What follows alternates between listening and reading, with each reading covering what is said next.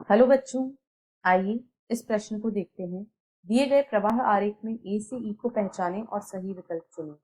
Islets of Langerhans मुख्यतः दो प्रकार की कोशिकाएं होती हैं। ए कोशिकाएं इंसुलिन का स्रावन करती हैं जो बी का कारण बनता है, और बी कोशिकाएं सी का स्रावन करती हैं जो ई का कारण बनता है। ए, बी, सी, डी तथा ई।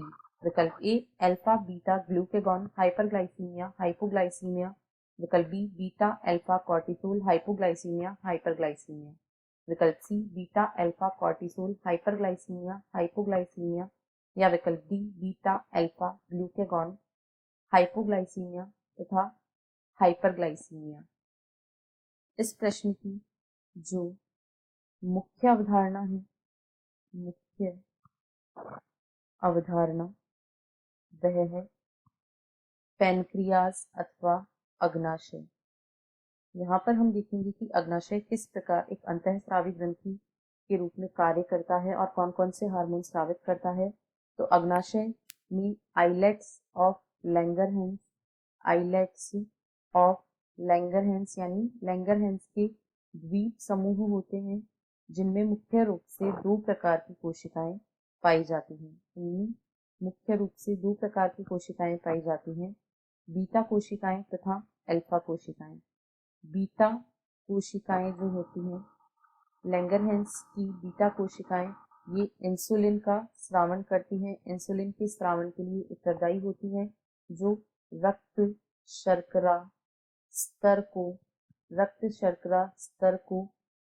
कम करता है, रक्त शर्करा स्तर को कम करता है, यानी यह हाइपोग्लाइसीमिया के लिए उत्तरदायी होता है। यह हाइपोग्लाइसीमिया, हाइपो का मतलब है कम होना, तो यह हाइपोग्लाइसीमिया के लिए उत्तरदायी होता है। वहीं यदि हम अल्फा कोशिकाओं की बात करें, अल्फा कोशिकाएं, तो अल्फा कोशिकाओं के द्वारा ग्लूकेगॉन का स्रावन होता है। अल्फा कोशिकाओं के द्वारा ग्लूकेगॉन हार्मोन का स्रावन होता है, जो रक्त शर्करा स्तर को बढ़ाता है। यह रक्त शर्करा स्तर को बढ़ाता है। इसे हाइपरग्लाइसीमिक हार्मोन भी कहा जाता है, क्योंकि यह हाइपरग्लाइसीमिया के लिए उत्तरदायी होता है। यह हाइपरग्लाइसीमिया के लिए उत्तरदायी होता है। अब यदि हम आरेख को देखें, तो ए कोशिकाएं जो कि इंसुलिन का स्रावन करती हैं, ये बीटा कोशिकाएं हैं, और डी का तात्पर्य है हाइपोग्लाइसीमिया, क्योंकि यह शर्करा के स्तर को कम करता है, तथा बी कोशिकाएं अल्फा हैं, जो ग्लूकेगॉन का स्रावन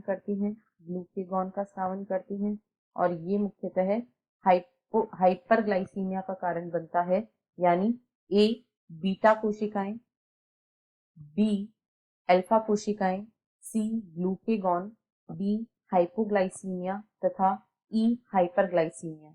यह इस प्रश्न का सही उत्तर है और ऐसा विकल्प डी में दिया गया है, अतः यह सही है। ए में कहा गया है अल्फा बीटा, अल्फा कोशिकाओं के द्वारा इंसुलिन स्रावित नहीं होता है, यह विकल्प गलत है। बी में सी को कॉर्टिसोल हार्मोन बताया गया है, यह कॉर्टिसोल नहीं है, यह भी गलत है। और सी में बीटा अल्फा और फिर से यहाँ पर कॉर्टिसोल हार्मोन ही बताया गया है, तो कॉर्टिसोल हार्मोन का स्रावन अग्नाशय द्वारा नहीं होता है। ये तीनों विकल्प गलत हैं। आशा है आपको प्रश्न समझ आया होगा। धन्यवाद।